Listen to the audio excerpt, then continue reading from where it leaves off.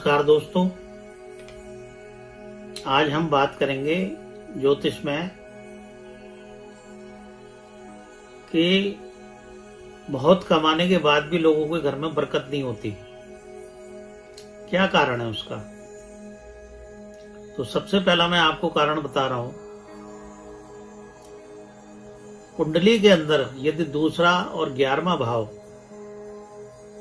पापी ग्रहों से दूषित हो तो व्यक्ति के घर में बरकत नहीं रहती। वो बहुत कमाता है, फिर भी जो है एक के बाद एक खर्चे उसको परेशान करते ही रहते हैं। मैं आपको कुछ ऐसे उपाय बताने जा रहा हूं जो थोड़ा समय देके करने से ही उन उपायों के रिजल्ट आपको मिलने लग जाएंगे। जैसे घर में बरकत नहीं रहती, मैंने अभी बताया, कुंडली में यदि त्रिकोण के स्वामी पापी ग्रहों से ग्रस्त हों तो भी घर के अंदर बरकत नहीं रहती। पंडित जी हमसे कह देते तुम्हारी कुंडली में तो राजयोग है, और उस राजयोग के होने के बावजूद भी आदमी हर समय पैसे के लिए परेशान रहता है। उसका दिमाग काम नहीं करता, छोटी छोटी बातों पे गुस्सा आता है, छोटी छोटी बातों पे चिड़चिड़ाहट रहती है। अब यहां समझने योग्य बात है कि व्यक्ति को कुंडली में यदि पंडित जी ने कह दिया राजयोग है तो उससे राजयोग नहीं हो जाएगा। राजयोग होने के लिए एक राजा का करैक्टर भी होना बहुत जरूरी है। हम बनना तो राजा चाहते हैं, लेकिन आचरण हम सारे बेकारियों जैसे करते हैं। कैसे?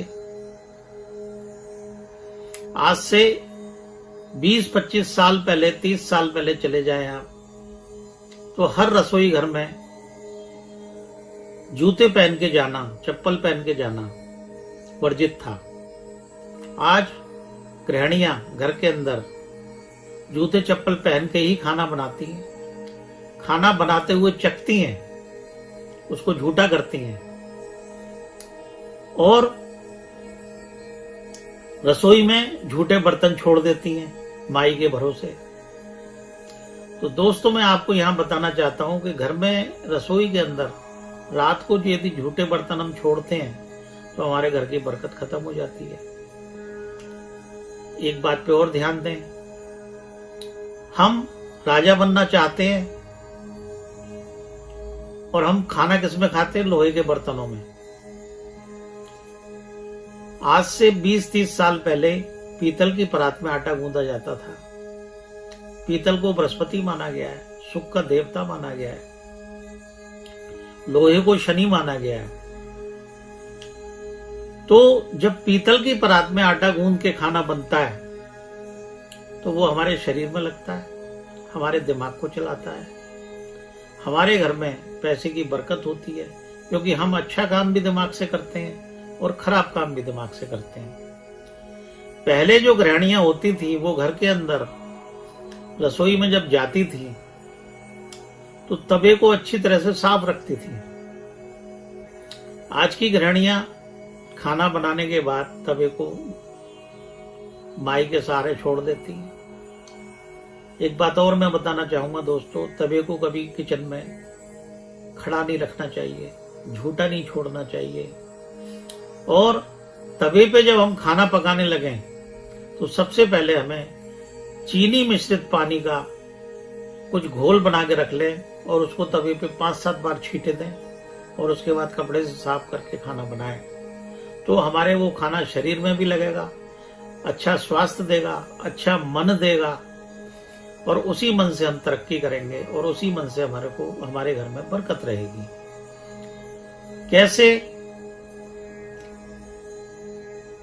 पहले गृहिणियां, रसोई जो है वो घर का सबसे बड़ा मंदिर होता है, क्योंकि उसका बना हुआ खाना हम पूरा परिवार खाता है। फिर भी घर में एकता नहीं है, चिड़चिड़ापन है, लड़ाई झगड़े हैं, मनमुटाव है, क्लेश है, समझे? तो ये छोटी छोटी बातों को अगर हम ध्यान रखेंगे तो इनसे मुक्ति पाएंगे। पीतल की परात में आटा गूंद के यदि हम खाना खाएं, पीतल के बर्तनों में खाना पकाएं। पहले हम दाल बनाते थे तो पीतल की एक डेग हुआ करती थी, उसमें दाल बनाते थे। आज प्रेशर कुकर में दाल बनाते हैं। प्रेशर कुकर में दाल बनती नहीं है, फटती है, तो ये हमारे स्वास्थ्य को नुकसान देती है। तो दोस्तों, ये कुछ ऐसे योग होते हैं कुंडली में जो व्यक्ति को करने नहीं देते कुछ भी। ये एक अजमाया हुआ सूत्र है कि यदि आप अपने घर में, रसोई घर में कुछ बर्तन पीतल के रख लें और उन्हीं में खाना पकाएं, यहां तक कि हम तो चाहे तो एल्युमिनियम के या स्टील के फ्राईवेल में बनाते हैं, वो नहीं होना चाहिए। चाय भी हमें पीतल के बर्तन में बनानी चाहिए, तभी वो हमारे तन को लगेगी, तभी हमारे मन को लगेगी। कहा गया है ना, जैसा खाए अन्न वैसा बने मन। तो मन की मानसिक शांति के लिए, घर गृहस्थी में बरकत के लिए हमें इन चीजों का प्रयोग करना चाहिए और अन्नपूर्णा देवी से प्रार्थना करनी चाहिए कि हमारे रसोई में जो खाना पक रहा है, हे अन्नपूर्णा देवी, हमारे सभी घर के सदस्यों को शरीर में लगे खाना, जिससे मन प्रसन्न हो, प्रफुल्लित हो, हमारे घर में बरकत हो। ऐसी प्रेयर के साथ हर स्त्री को घर की रसोई में आटे का एक देसी घी का दीपक जलाना चाहिए। तो दोस्तों, ये कुछ जानकारी मैंने किचन से संबंधित आपको दी। मुझे आशा है कि आपको पसंद आई होगी। आप इसका प्रयोग करेंगे और लाभ उठाएंगे। धन्यवाद।